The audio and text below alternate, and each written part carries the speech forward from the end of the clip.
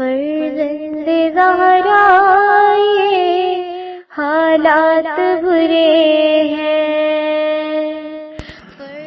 کاشانۂ بصیرت ایک ایسا مکمل یوٹیوب چینل جس پر محروم بصارت کے لیے بالخصوص اور تمام افراد کے لیے بالعموم سینکڑوں کی تعداد میں اسلامی کتب دستیاب ہیں۔ لہذا گزارش ہے کہ آپ اپنی ذمہ داری نبھاتے ہوئے کاشانۂ بصیرت کو سبسکرائب کرنے کے ساتھ ساتھ بیل آئیکن کو پریس کیجیے تاکہ آپ علم کے حصول کے ساتھ ساتھ مذہب اہل بیت کی اشاعت میں بھی اہم کردار ادا کرتے رہیں۔ کاشانۂ بصیرت، کاشانۂ بصیرت، کاشانۂ بصیرت۔ فرزند زہرا یہ حالات برے ہیں۔ السلام علیکم ورحمۃ اللہ وبرکاتہ۔ سامعین، آپ سماعت فرما رہے ہیں تفسیر سورہ واقعہ کی۔ مفکر ہیں استاد شہید مرتضیٰ مطہری، ترجمہ کیا ہے حجت الاسلام سجاد حسین مہدوی صاحب نے۔ آج ہم آپ کے سامنے اس کی تیسری ریکارڈنگ پیش کر رہے ہیں اور مطہری صاحب کی یہ تقریر آیت نمبر 32 سے 50 تک کی ہے۔ ابتدا کرتے ہیں۔ اعوذ باللہ من الشیطان الرجیم، بسم اللہ الرحمن الرحیم۔ الحمد للہ رب العالمین باری خلائق الاجمعین والصلاة والسلام علی عبد اللہ و رسولہ و حبیبہ و صفیہ و حافظ سرہ و مبلغ رسالتہ سیدنا و نبینا و مولانا ابی القاسم محمد و آلہ طیبین الطاہرین المعصومین۔ گزشتہ آیات میں ہم نے پڑھا کہ قرآن مجید نے انجام کار کے لحاظ سے انسانوں کو 3 حصوں میں تقسیم کیا ہے۔ لوگوں کے 3 گروہ ہوں گے، یا ہیں یا ہوں گے۔ وہ گروہ جسے قرآن اصحاب میمنہ یا اصحاب یمین کہتا ہے، اور وہ گروہ جسے اصحاب مشامہ یا اصحاب شمال کہتا ہے، اور وہ گروہ جسے سابقون کہتا ہے۔ ان تینوں میں سے 2 گروہ اہل سعادت ہیں، یعنی سابقون اور اصحاب یمین۔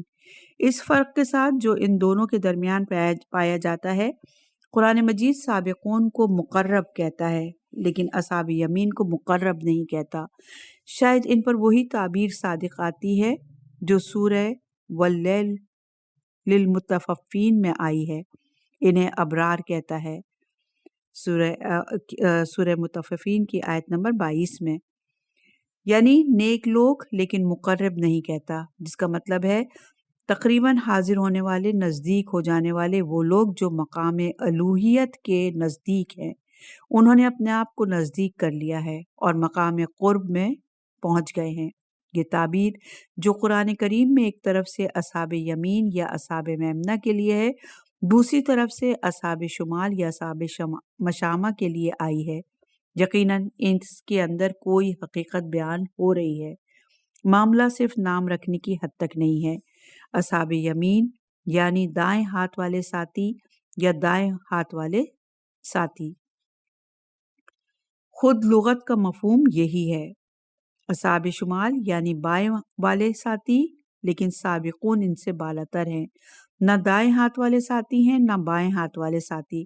قرآن نے ایسی تعبیر پیش نہیں کی کہ یہ سیدھے راستے والے ساتھی ہیں، لیکن بہر صورت ان کے لیے لفظ سابقون کا استعمال کیا ہے جو کہ دائیں والوں سے بالاتر ہیں۔ عنوان ہے آیات کے معنی میں تدبر کا جائز ہونا۔ یہاں ایک بات ہے اور وہ یہ ہے کہ آیا ہمارے لیے جائز یا لازم ہے کہ ان آیات کے معنی میں غور و فکر کریں اور کہیں کہ خدا کیوں بعض لوگوں کو اصحاب یمین کہتا ہے؟ یمین یہاں پر کس معنی میں آیا ہے؟ بعض لوگوں کو اصحاب شمال کہتا ہے۔ شمال اور بایاں یہاں پر کس معنی میں آیا ہے؟ مراد کس کا دایاں ہے؟ آیا اس اعتبار سے ہے کہ ہر انسان کی ایک دائیں جانب ہوتی ہے اور ایک بائیں جانب۔ تمام انسان کے لیے دایاں ہاتھ بھی ہوتا ہے اور بایاں ہاتھ بھی۔ ایسا نہیں ہے کہ بعض انسانوں کو دایاں ہاتھ ہو اور بعض کا بایاں ہاتھ ہو۔ پھر یہ کس اعتبار سے ہے؟ بنیادی طور پر کیا ان مسائل میں ہمارے لیے تدبر و تفکر کرنا جائز یا لازم ہے، یا یہ کہ نہ صرف لازم نہیں ہے بلکہ جائز بھی نہیں ہے؟ بعض لوگوں کو ہم دیکھتے ہیں کہ وہ اس قسم کی آیات میں تدبر کو جائز ہی نہیں سمجھتے، یعنی اس کے معنی یہ کہ کم از کم عملی طور پر اس فکر میں ہی نہیں ہوتے۔ کہتے ہیں قرآن نے کہا ہے اصحاب الیمین، قرآن نے کہا ہے اصحاب الشمال، قرآن نے کہا ہے سابقون، لیکن بعض دوسرے لوگوں کا خیال ہے کہ قرآن نے خود ہی تدبر اور تفکر کی دعوت دی ہے، یعنی قطعی طور پر ان کے اندر کچھ اسرار ہیں، اور جو لوگ صلاحیت رکھتے ہوں انہیں ان رازوں کو پا لینا چاہیے۔ اور اسرار کے معنی یہاں پر یہ نہیں ہے کہ کسی سادہ سی بات کو معمہ بنا دیں، کیونکہ بعض چیزیں صرف اس وجہ سے اسرار بن جاتی ہیں کہ ان کا بیان معمہ کی شکل میں ہوتا ہے، یعنی ذاتی طور پر وہ ایک واضح معاملہ ہوتا ہے۔ مشہور شعر ہے، وہ ایک بوسے کو بیان کرنا چاہتا ہے، کہتا ہے کہ مجھے شرقی کی ضد چاہیے، لیکن اس شرط کے ساتھ کہ اس میں کچھ چیزیں واقع ہو جائیں، تحصیف ہو جائے، یعنی مثلا شین کو سین پڑھیں، قاف کو غین پڑھیں، ایک مقام پر فارسی کی جگہ عربی کو لے آئیں، ایک جگہ پر قلب کریں کہ کسی حرف کو آگے لے جائیں یا پیچھے لے جائیں۔ انسان کو ایوقوف کا علم ہونا چاہیے تاکہ وہ اس سادے سے مطلب کو اس معمہ بھری عبارت سے سمجھ سکے کہ ایک ذہنی ورزش ہو سکتی ہے۔ ان جدولوں کی طرح جو اخباروں میں بنائے جاتے ہیں، اخباروں میں جدول بنائے جاتے ہیں، ان میں بہت سادہ سی بات ہوتی ہے، کوئی سادہ سا شعر یا کسی شہر کا نام ہوتا ہے، لیکن اسے ایک معمے کی شکل میں بتایا جاتا ہے کہ انسان کو ذہنی قوت سے اسے حل کرنا ہوتا ہے۔ قطعاً اگر معرف الہی سے متعلق مسائل ہوتے یا مبدا اور ماد یعنی ابتدا اور انتہا سے متعلق مسائل ہوتے جو اپنی ذات کی حد تک بیان کرنے کے اعتبار سے سادہ ہیں، تو کبھی اسے معمے کے انداز سے بیان نہ کیا جاتا کہ بعد میں ہم سے کہا جاتا کہ جائیے اسے حل کیجئے، جیسے کہ ضد شرقی والے معمے کو حل کرنا ہوتا ہے۔ جب یہ کتاب مبین واضح ہے تو ایسی بات محال ہے۔ بات یہ ہے کہ انسان کی جو حد ہے اور اس معنی کی جو سطح ہے، مضمون اس سے زیادہ قابل بیان نہیں ہے۔ اگر انسان اپنے آپ کو اس مطلب سے نزدیک کرنا چاہے تو لفظ میں کوئی ابہام اور اجمال نہیں ہے، لیکن خود وہ بات بہت اعلیٰ سطح کی ہے۔ یہ ایسا ہی ہے جیسے، البتہ یہ ایک تشبیہ ایک اعتبار سے درست نہیں ہے کہ آئنسٹائن کے نسبت کے نظریے کو ممکن ہے کہ دنیا میں 100 آدمی ہوں جو درک کر سکیں اور سمجھ سکیں۔ کیا اس کا مطلب یہ ہے کہ اس نے ایک سادہ سا مطلب کو معمے کی صورت میں بیان کیا ہے یا نہیں؟ اس نے کوشش بھی کی ہے کہ جس حد تک ہو سکے آسان کر کے بیان کرے، لیکن ایک ایسا مسئلہ جو علمی اعتبار سے اعلیٰ ترین سطح کا ہو، لوگوں کے ذہنی سرمائے کی گنجائش اتنی نہیں ہوتی کہ اسے درک کر سکیں یا سمجھ سکیں۔ اسی طرح سے دنیا کے بہت سے دوسرے علمی مسائل بھی ہیں، اور پھر مبدا اور ماد سے متعلق آسمانی حقائق کی علمی مسائل کے ساتھ تشبیہ ایک ایسی تشبیہ ہے جو ایک اعتبار سے درست ہو تو بھی کئی اعتبارات سے درست نہیں ہے۔ یہی وجہ ہے کہ تدبر کا حکم دیا گیا، لیکن ایسے افراد کے لیے جو اس کی لیاقت اور گنجائش رکھتے ہوں۔ ضروری بھی نہیں ہے کہ جس شخص کے ذہن میں جو بھی چیز آئے یا کسی اور کے ذہن میں آئی ہے اور اس نے بیان کی ہے تو اس بات کو حتمی طور پر بھی ہی بیان کیا جائے، لیکن کم از کم احتمال کی صورت میں بیان کریں تو کوئی حرج نہیں ہے۔ عنوان ہے عالم ملوکت علیہ و عالم ملوکت سفلا۔ عنوان ہم دوبارہ پڑھتے ہیں، عالم ملوکت علیہ و عالم ملوکت سفلا۔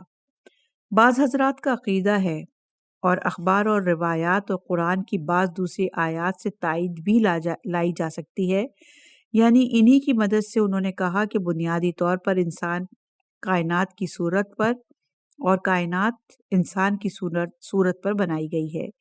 انسان ایک چھوٹی سی کائنات ہے اور کائنات ایک بڑا انسان، یعنی پوری کائنات، پورا جہان تخلیق ایک انسان کی مانند ہے۔ ان کی رائے یہ ہے کہ جس طرح سے انسان کا دایاں حصہ ہوتا ہے اور بایاں حصہ ہوتا ہے، البتہ ہم یہ نہیں کہنا چاہتے کہ دنیا کے اعضاء بھی انسان کے اعضاء کی شکل میں ہیں اور پوری کائنات کو انسان کی شکل میں بنایا گیا ہے، اس لیے کہ سر، ناک اور آنکھیں بنائی گئی ہیں، اعضاء ظاہری مراد نہیں ہے، اصطلاحاً کمالات مراد ہیں۔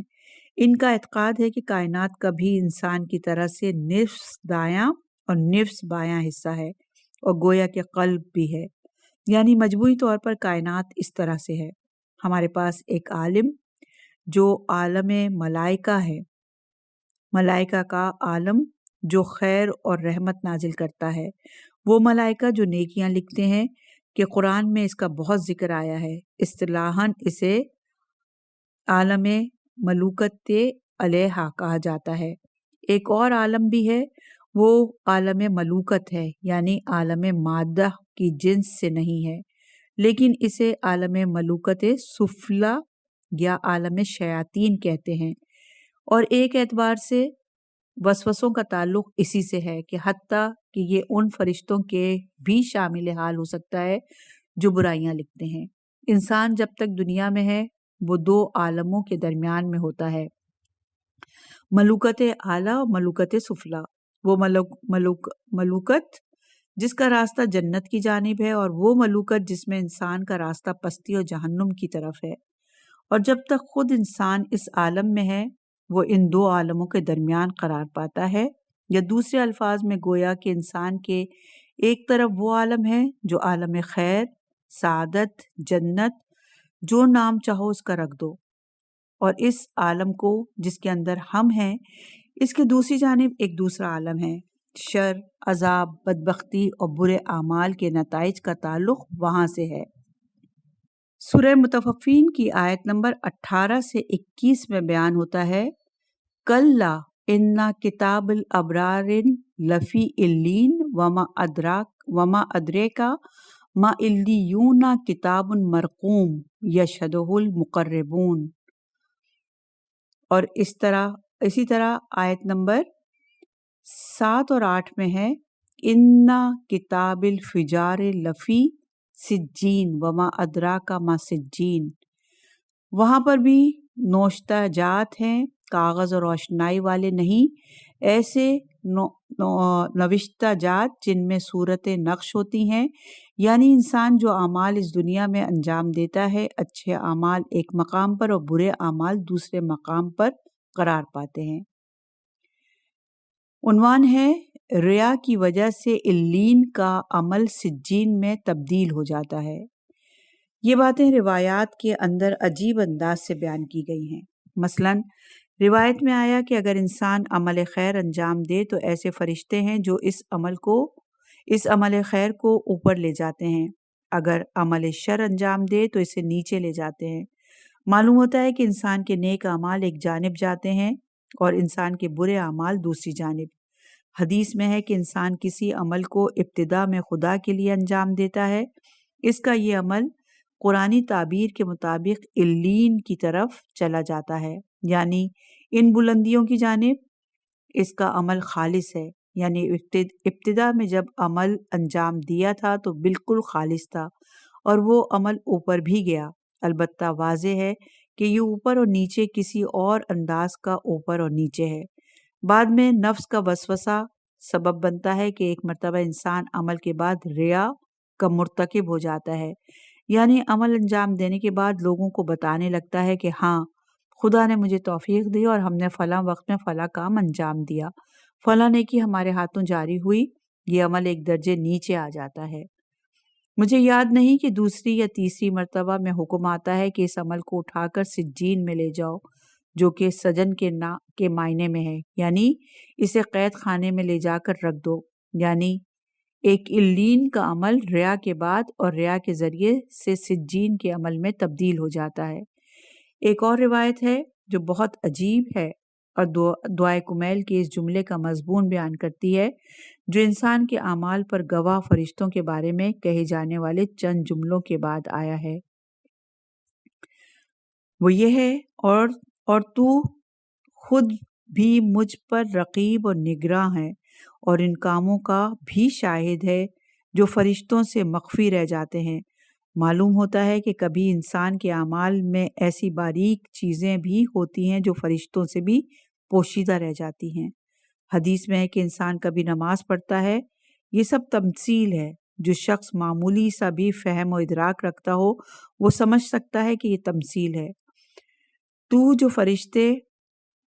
جو فرشتے نیک اعمال کو اوپر لے جاتے ہیں اور اس کی نماز کو ایک سفید کپڑے میں، گویا سفید ریشمی کپڑے میں کسی بہت قیمتی شے کو انسان احترام کے ساتھ ریشمی کپڑے میں لپیٹ کر رکھتا ہے، اوپر لے جاتے ہیں، گویا پہلے آسمان سے اور دوسرے آسمان وغیرہ سے، کہ جب سب امور معنوی ہیں، امور مادی نہیں ہیں، آگے لے جاتے ہیں، اور یہ ایک عمل صالح کی حیثیت سے ان مقامات سے گزرتی ہے یہاں تک کہ آخری مقام تک پہنچ جاتی ہے۔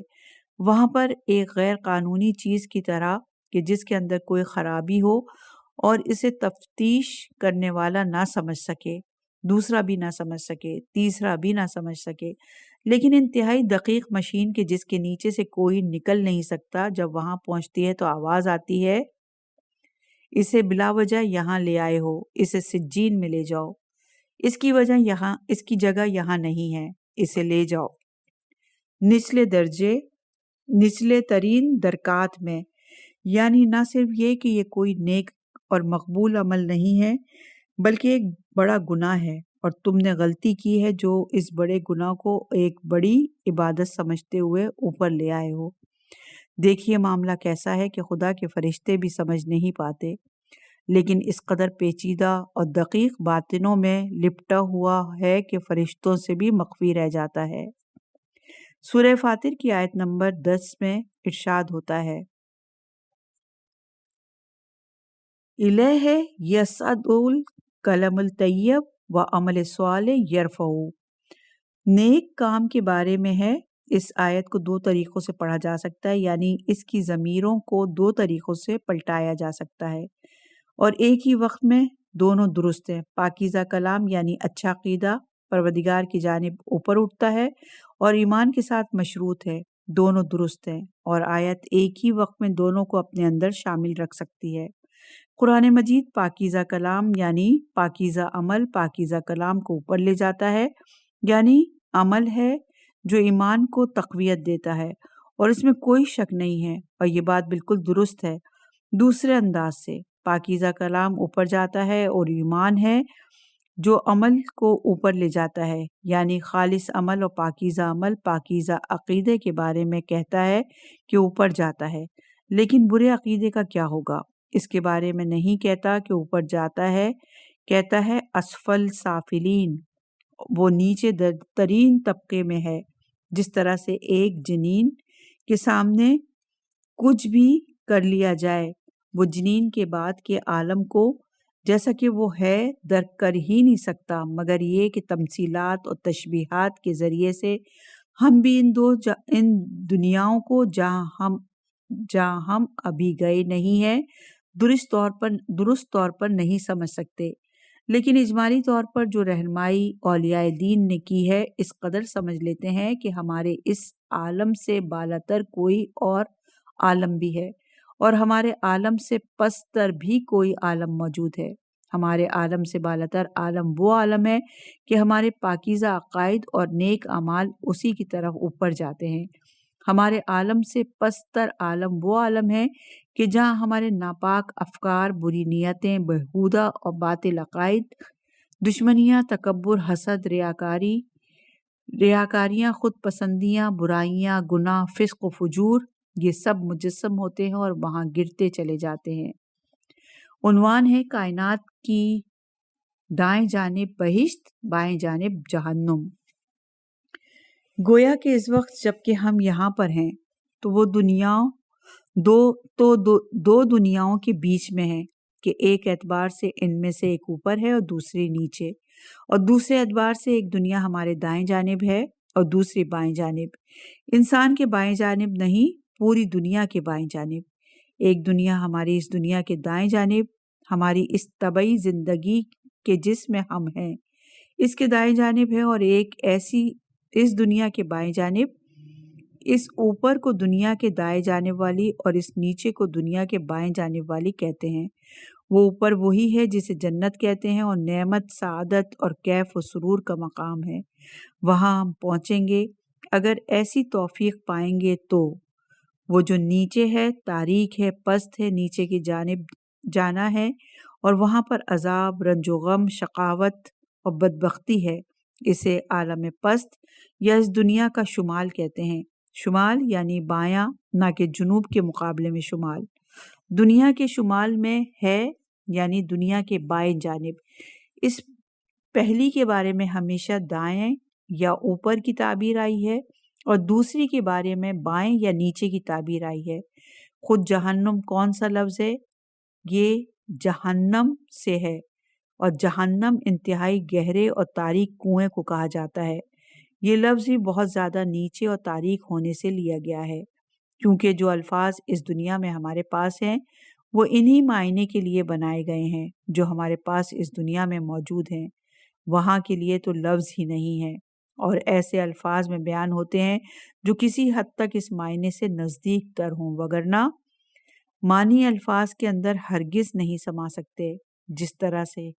जिस तरह से कि बहरे बेकरां ज़ुर्फ़ में नहीं समा सकता, जिस तरह के बहरे बेकरां ज़ुरूफ़ में नहीं समा सकता।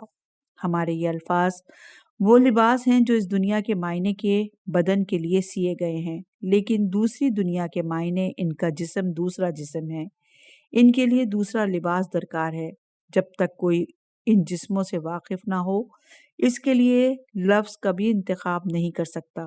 इन जिस्मों को इन लिबासों के अंदर दिखाना और निशानदेही करना, कुछ भी कर लो, जो शख्स इनको इस लिबास में देखना चाहे तो वो हकीकत को जैसी कि वो है देख ही नहीं सकता, मगर ये कि जो कुछ उस दुनिया में देखता है इसकी तशबीह, तमसील या मवाजना करते हुए ही देख सकता है। और इन नज़दीक तरीन चीज़ों के साथ कि जिनसे इनका कयास किया जा सकता है, इजमाली तौर पर इन मायने को जहन से नज़दीक किया जा सकता है। उन्वान है हदीस पैगंबर सल्लल्लाहु अलैहि वसल्लम। देखिए पैगंबर की ये हदीस किस कदर बामायने है। पैगंबर अकरम सल्लल्लाहु अलैहि वसल्लम अपने असहाब के साथ तशरीफ़ फरमा थे। फरमाया, एक पत्थर जहन्नुम के किनारे से फेंका गया था, 70 साल से गिर रहा था, अब जहन्नुम की तह में पहुंचा है। एक खबीस यहूदी के घर से जो वहीं पर था नाला व फरियाद की आवाज़ बुलंद हुई। इस वक्त मुझे याद नहीं कि असहाब ने बात को इस तरह से समझा या आप सल्लल्लाहु अलैहि वसल्लम ने इस तरह से वजाहत फरमाई कि ये पत्थर जो 70 साल से गिरे चला जा रहा था और अब पहुंचा है। ये एक शख्स था, यानी वो अपनी पूरी ज़िंदगी में चला जा रहा था। ना ये कि इंसान जब मरता है तो जहन्नुम की तरफ छोड़ा जाता है या इसे एक ही रस्सी के ज़रिए खींचकर ऊपर ले जाया जाता है। अभी और इसी वक्त इंसान को या तो जन्नत की जानिब ऊपर ले जाया जा रहा है या जहन्नुम की जानिब गिराया जा रहा है, या पूरी दुनिया के दाएं जानिब माइल हो रहा है या पूरी दुनिया के बाएं जानिब। ऐसा नहीं है। इंसान यहाँ पर ना बाएं जानिब है ना दाएं जानिब, ना ऊपर गया है ना नीचे। जब मर गया तो एक का हाथ पकड़कर इसे ऊपर ले जाते हैं, दूसरे का हाथ पकड़ के इसे नीचे धकेल देते हैं, क्योंकि वो ऊपर और नीचे एक दूसरी किस्म का ऊपर और नीचे है। ये अभी और इसी वक्त भी जबकि इंसान इस दुनिया में है अपने बातिन में इस तरह चला जा रहा है, या ऊपर की जानिब और ताबीर कुरान के मुताबिक इल्लीन की जानिब, या नीचे और सिज्जीन और जहन्नुम और जहन्नाम की तरफ, और वो असफल साफिलीन और इंतहाई तारीक और गहरी जगह के जिससे नीचे कुछ और नहीं। इसके जाने का क्या मतलब है? जाना वही इंसान के आमाल और नियतें हैं। इंसान के आमाल इसका कदम उठाना है, यहाँ कोई तब्दीली नहीं हो सकती। जिस तरह से कि यहाँ पर कदम उठाना इंसान को लाजमी तौर पर किसी जगह तक पहुँचाता है, यानी अगर इंसान किसी रास्ते पर चल रहा हो तो इस रास्ते पर किसी जगह तक पहुँच जाएगा। आया मुमकिन है कि इंसान سر جھکا کر شمال کی جانب چل پڑے اور اس سے پوچھا جائے کہ کہاں جا رہے ہو تو کہے کہ میں قم جو کہ تہران سے جنوب کی جانب ہے جا رہا ہوں۔ ایسی بات محال ہے۔ شمال کی جانب جائے اور جنوب کے کسی مقام پر پہنچ جائے، اور محال ہے کہ انسان جنوب کی جانب جائے اور شمال کے کسی مقام پر پہنچ جائے۔ اگر انسان کے کسی مقام پر پہنچنا چاہتا ہے تو اس کا راستہ یہ ہے کہ شمال کی جانب جائے، اگر جنوب کے کسی مقام تک پہنچنا چاہتا ہے تو اس کا راستہ یہ ہے کہ جنوب کی جانب جائے۔ مشرق کا راستہ اس طرف ہے اور مغرب کا اس طرف۔ انسان کہ دنیا میں جس کا کام حقائق کے بجائے قراردادوں معاہدوں کی بنیاد پر چل رہا ہے، اور قراردادی کاموں میں دیکھتا ہے کہ یہ بے نظمیاں واقع ہوتی رہتی ہیں۔ مثلاً کیسے؟ ایک آدمی کہتا ہے کہ میں پڑھوں گا نہیں اور سال کے آخر میں نمبر بھی لے آؤں گا۔ جی ہاں، نمبر لے آنا ایک قراردادی کام ہے۔ کوئی نمبر تو دینا ہی ہے، تو اس کے کام سے کہ اس نے 20 میں سے 18 نمبر دے دیے، تم 18 والے تو نہیں ہو جاؤ گے۔ ایک 18 وہاں لکھا ہوا ہے اور اس کے مطابق عمل بھی ہوگا، لیکن جو حقیقت ہے اسے تو تبدیل نہیں ہونا چاہیے، کیونکہ انسان دنیا میں دیکھتا ہے کہ دنیا کے قراردادی راستوں میں اس طرف جانے کے باوجود اس کو دوسری جانب کا نتیجہ دے دیا جاتا ہے۔ اس شاعر کے بقول ایک لوہار جرم کرتا ہے اور سر کسی تانبے کا کام کرنے والے کا کاٹ دیا جاتا ہے۔ وہ دل میں کہتا ہے کہ آخرت میں بھی چانس ہے، شاید لگ جائے، اور بہت سے لوگ عالم آخرت میں کسی چانس کے ہی منتظر ہیں۔ ایسا کوئی چانس دنیا میں ہے کہ تم خراسان کا راستہ لو پھر کربلا جا پہنچو؟ یہ کہو کہ میں اس راستے سے جاؤں گا، اگر میرا چانس لگ گیا تو کربلا پہنچ جاؤں گا۔ محال ہے۔ جو کام دنیا کے حقائق سے متعلق ہے ان میں چانس جیسی چیزیں مؤثر واقع ہو جائیں۔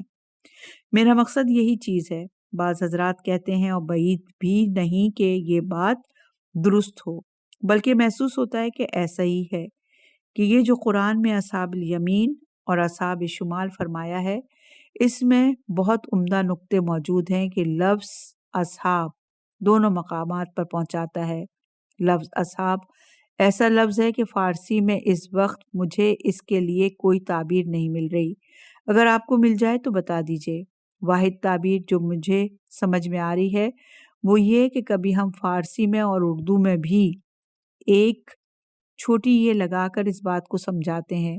مثلاً ایک مرتبہ ہم کہتے ہیں کہ فلاں شخص قرآن پڑھتا ہے یا فلاں شخص قرآن پر عمل کرتا ہے، فلاں شخص قرآن پر عقیدہ رکھتا ہے، لیکن جب ہم چاہتے ہیں کہ قرآن کے ساتھ اس کے تعلق کو شدت کے ساتھ بیان کریں تو ہم کہتے ہیں کہ فلاں شخص قرآنی ہے، یعنی گویا کہ قرآن کے ساتھ مدغم ہو گیا ہے، یا اس طرف سے الیاذ باللہ فلاں شخص شراب پیتا ہے۔ ایک بات ہے شرابی، ایک شدت کو بتاتا ہے۔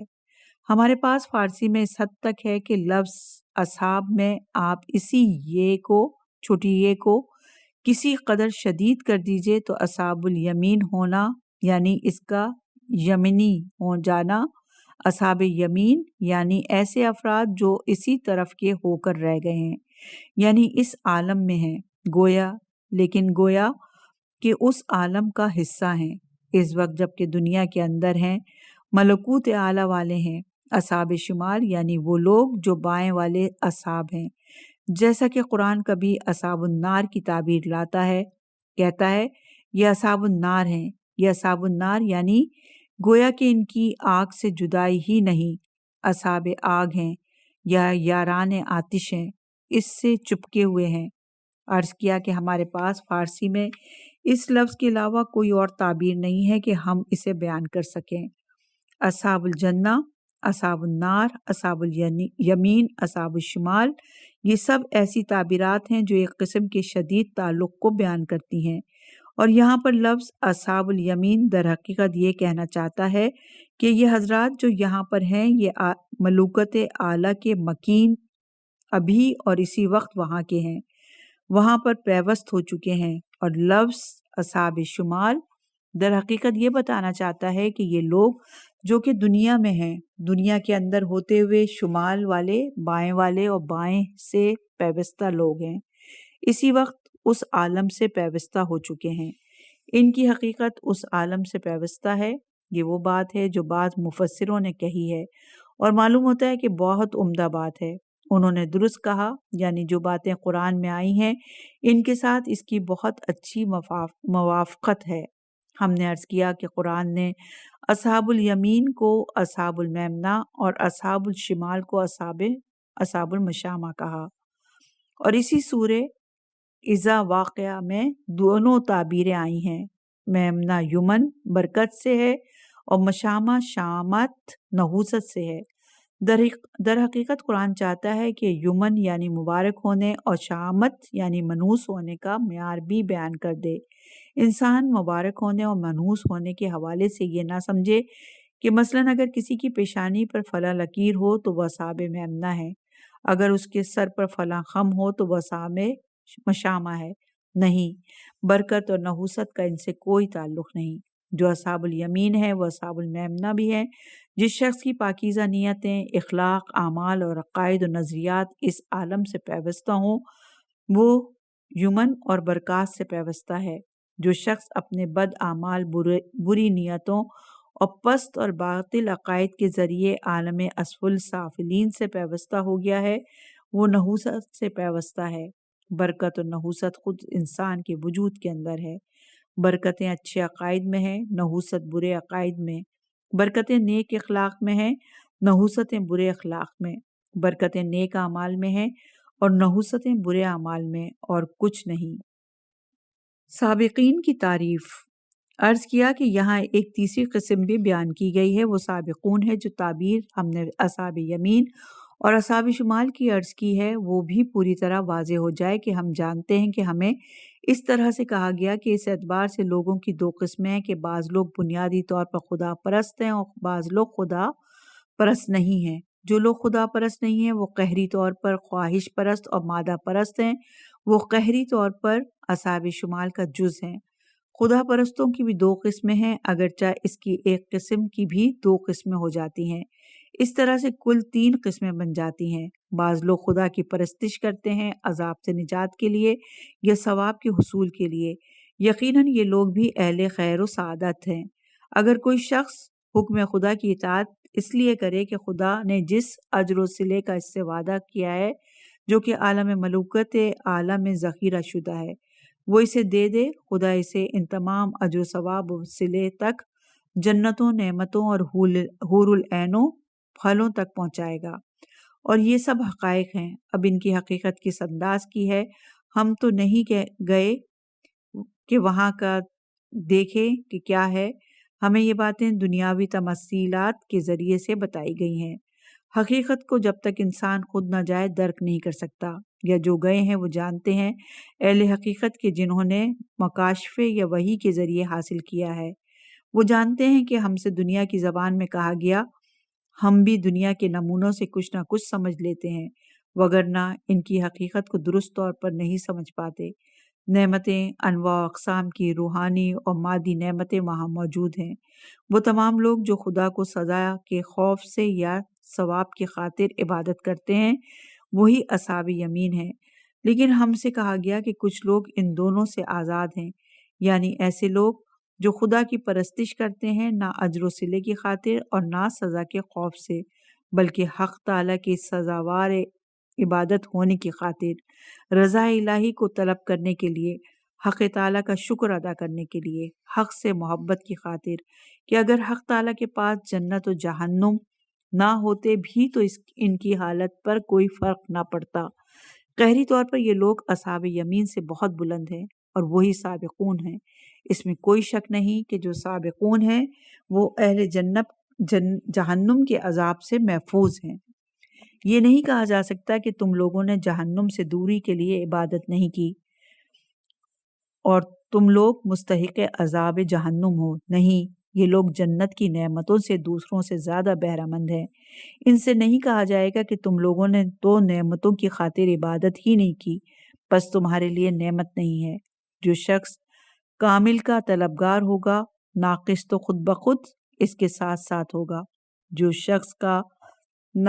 شخص ناقص کا طلبگار ہو وہ کامل کو نہ چاہے وہ ناقص تک پہنچ جائے گا، کامل سے محروم رہے گا۔ لیکن جو کامل کا طالب ہو ایسا نہ ہو کہ کامل کو ناقص کی خاطر چاہے۔ اگر کامل کو ناقص کے لیے چاہا ہے تو پھر ناقص ہی کو چاہا ہے۔ ناقص کو نہ بھی چاہے، ناقص خود بخود سے مل جائے گا۔ خود دنیا اور آخرت کی مانند ہے۔ کیا دنیا اور آخرت خود اس طرح سے نہیں ہے؟ جو شخص صرف اور صرف دنیا کی لذتوں کے لیے کام کرتا ہے وہ آخرت سے محروم رہتا ہے، لیکن ایک شخص کام کو خدا کی خاطر انجام دیتا ہے، اس کو دنیا مل گئی نہ ملی۔ مسئلے کا معیار یہ ہے کہ اگر انسان کی ہمت اتنی ہی ہے کہ اس کو صرف پشم اور رواں چاہیے تو اسی تک پہنچے گا۔ قہری طور پر اس کا مقصد اتنا ہی ہوگا کہ یہ دیکھے کہ اونٹوں کی قطار کس کے پاس ہے اور اس نے اپنے اونٹوں کو کہاں بٹھایا ہے کہ وہاں رواں زیادہ جمع ہوا ہوگا، چلو چل کر جمع کر لیتے ہیں۔ زیادہ سے زیادہ یہ کہ اونٹوں کی پشم اور رواں کہاں ملے گا، چل کر وہاں سے حاصل کر لیتے ہیں۔ لیکن کسی کی ہمت یہ ہے کہ اونٹوں کی قطار ہونی چاہیے۔ انسان کے پاس اگر اونٹوں کی قطار ہو تو ان اونٹوں پر رواں اور ریش اور پشم بھی ہے۔ یہ دنیا اور آخرت کی مثال ہے۔ اگر انسان آخرت کا طالب ہو تو دنیا بھی ہے، لیکن اگر دنیا کا طالب ہو تو آخرت سے محروم ہے۔ اے بزرگ، آخرت کو اونٹوں کی قطار سمجھو کہ بال اور روئیں کس طرح دنیا اس کے ساتھ ساتھ ہوگی، یہ اس کے ساتھ ساتھ چلے گی، یا ہر کامل و ناقص اسی طرح سے ہے۔ بنابری سابقین کی عبادت آخرت کی نعمتوں کے حصول اور آخرت کے عذاب سے نجات کے لیے نہیں ہوتی۔ قہری طور پر وہ ایسے مقام پر پہنچیں گے جہاں دوسرے نہیں پہنچ پائیں گے، لیکن جو دوسروں کو دیا جائے گا وہ ان کو بھی دیا جائے گا۔ امام جواد کا اہل سنت علماء کے ساتھ مباحثہ۔ اس حدیث کو متعدد بار انہی پروگراموں میں نقل کر چکا ہوں کہ معتصم کے دور میں امام محمد تقی جواد جو اس وقت نوجوان تھے اور اہل تسنن کے متعدد علماء کے درمیان ایک مباحثہ منعقد کیا گیا۔ اسی قسم کا کام جو مامون امام رضا علیہ السلام اور مذاہب و ادیان کے علماء کے مابین کروایا کرتا تھا، لیکن یہاں صرف علماء اہل تسنن تھے۔ یہ وہ ہوٹنگ کرنے والوں میں سے تھے جو ہر زمانے میں ہوتے ہیں۔ امام جواد کے خلاف کسی بہانے کی تلاش میں تھے۔ لوگوں کے درمیان خلفاء حضرت ابوبکر اور عمر کا بڑا تقدس تھا، جیسے کہ آج بھی ہے، اور جس کسی کو ہراساں کرنا چاہتے انہی کے ذریعے سے ہراساں کرتے تھے کہ خلیفہ کی توہین کرتے ہو۔ ان لوگوں نے امام علیہ السلام کو ہراساں کرنے کے لیے کہا کہ آپ ان روایات کے بارے میں کیا کہتے ہیں جو ہمارے پاس حضرت ابوبکر اور حضرت عمر کی فضیلت میں موجود ہیں؟ فرمایا کیسی روایات؟ انہوں نے روایت پڑھی کہ جناب جبرائیل پیغمبر اکرم صلی اللہ علیہ وآلہ وسلم پر نازل ہوئے اور بولے یا رسول اللہ، خدا متعال فرماتا ہے کہ میں اپنے بندے ابوبکر سے راضی ہوں۔ آپ ابوبکر سے پوچھئے کہ کیا وہ بھی ہم سے راضی ہیں یا نہیں، آپ ان سے پوچھ لیجئے تاکہ ہم یہ اطلاع لے جائیں۔ فرمایا ہم ابوبکر کی فضیلت کا انکار نہیں کرتے، لیکن اتنا جانتے ہیں کہ پیغمبر اکرم صلی اللہ علیہ وآلہ وسلم نے حجۃ الوداع میں فرمایا تھا کہ مجھ پر جھوٹ باندھنے والے بہت ہو گئے ہیں، کیونکہ اس کو خود اہل سنت نے بھی نقل کیا ہے۔ جو لوگ میری جانب جھوٹی نسبت دیتے ہیں بہت زیادہ ہیں، اور یہ اس کے بعد ہمیں دستور دیا کہ جو حدیث بھی مجھ سے نقل کی جائے اسے قرآن کے سامنے پیش کیا جائے۔ اگر دیکھو کہ قرآن کے مخالف ہے تو جان لینا کہ وہ میری نہیں۔ میں ہرگز کوئی بات قرآن کے خلاف نہیں کہتا۔ ہم ابوبکر کے فضل کا انکار نہیں کرنا چاہتے، لیکن اس حدیث کو قرآن کے سامنے پیش کرتے ہیں۔ جب ہم قرآن کے سامنے پیش کرتے ہیں تو دیکھتے ہیں کہ قرآن فرماتا ہے سورہ قاف کی آیت نمبر 16 میں، ہم نے انسان کو خلق کیا اور ہم اس کے ذہن کے تمام افکار سے آگاہ ہیں، اس کی شہرک سے بھی زیادہ اس سے قریب ہیں۔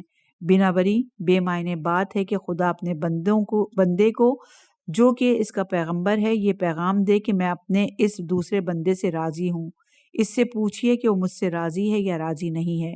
اس میں نے یہ واقعہ بیان کیا کہ یہ حدیث ہے کہ الحسن والحسین سید شباب اہل جنہ۔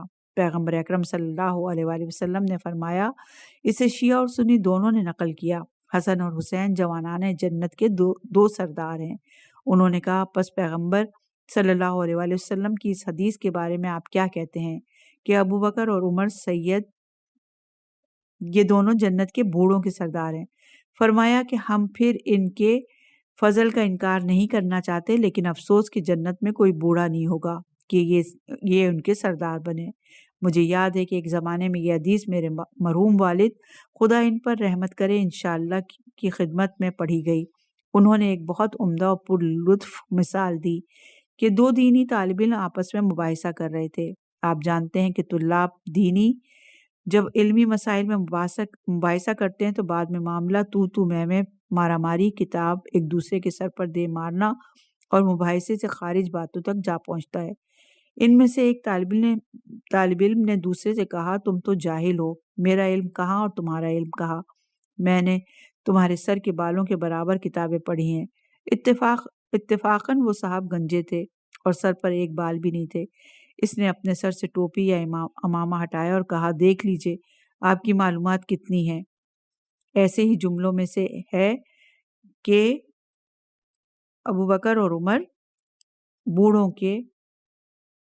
جنت میں بوڑھوں کے سردار ہیں، کیونکہ ایسے ہی جملوں میں سے ہے کہ وہاں کوئی بوڑھا نہیں ہے، یہ ان کے سردار بنے۔ انہوں نے سمجھا کہ پیغمبر صلی اللہ علیہ وآلہ وسلم نے جو فرمایا کہ حسن اور حسین جوانوں کے سردار ہیں، کیونکہ جب پیغمبر کے فرماتے وقت یہ جوان تھے تو فرمایا جوانان، جبکہ وہ بھی جوان نہیں رہے اور بعد میں بوڑھے ہو گئے۔ اوربن اترابا، یہ سب ترب اور ہم عمر اور جوان ہیں۔ لأصحاب الیمین، ان کا تعلق اصحاب یمین سے ہے۔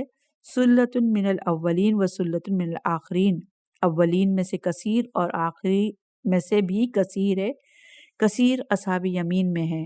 اب اگر اولین سے مراد پیغمبر اکرم صلی اللہ علیہ وآلہ وسلم سے پہلے کی امتیں ہوں، یعنی گزشتہ امتوں میں اصحاب الیمین کثرت سے ہیں اور اس امت میں بھی کثیر تعداد میں اصحاب یمین ہیں، اور اگر اس طرح سے ہے کہ جیسے بعض دوسروں نے کہا اور ہم نے اسی کا انتخاب کیا، مراد یہ ہو کہ اسی امت کے اولین اور اسی امت کے آخرین، یعنی اس امت کے بارے میں بات ہو رہی ہے۔ آیت کہہ رہی ہے کہ اسی امت کے اولین میں سے کثیر افراد اور اسی امت کے آخرین میں سے کثیر افراد اصحاب یمین میں سے ہیں۔ وصلی اللہ علی محمد وآلہ الطاہرین، باسمک العظیم العظم اعز الاجلا یا اکرام یا اللہ۔ خدایا ہم سب کے انجام کو خیر کے ساتھ ختم فرما، ہمیں اصحاب الیمین اور اصحاب میمنہ میں قرار فرما، ہمیں اصحاب شمال سے دوری کی توفیق عطا فرما، ہماری نیتوں اور ہمارے اعمال، ہمارے عقائد کی اپنے لطف و عنایت سے تصحیح فرما، ہمارے مرحومین کو اپنی عنایت و رحمت میں شامل فرما۔ یہاں پر استاد شہید مرتضیٰ مطہری کی تقریر کا اختتام ہوا اور تفسیر بھی اپنے اختتام کو پہنچی۔ ہم پروردگار سے دعا کرتے ہیں کہ پروردگار ہماری اس کاوش کو قبول فرمائے اور ہمارے پڑھنے میں اگر کوئی غلطی ہو گئی ہو تو اسے معاف اور درگزر فرمائے، آمین۔